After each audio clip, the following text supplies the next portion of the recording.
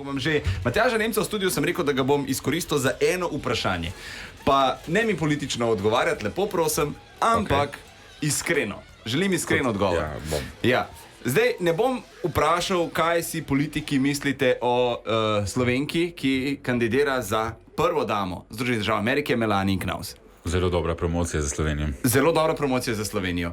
Marsikdo se dela norca iz nje, koliko je glupa, koliko je neumna. Tudi s tebe se delamo včasih norca, pa ti z vsemi ostalimi. Ja, ampak nekako imam občutek, da neka, dajmo temu reči, intelektualna srednja v Sloveniji ni preveč ponosna na njo. Ta nikdar ne zmaguje volitev. In kaj misliš ti o tem, če recimo bi Donald Trump postal predsednik Združenih držav Amerike in bi prišel na obisk v Slovenijo?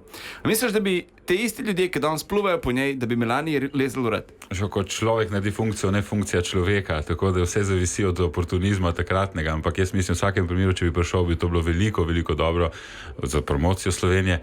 Sprašujem se pa, kaj bi bilo za politiko svetovnega kova, ampak dobro, za nas gotovo nič slabšega, kot je zdaj.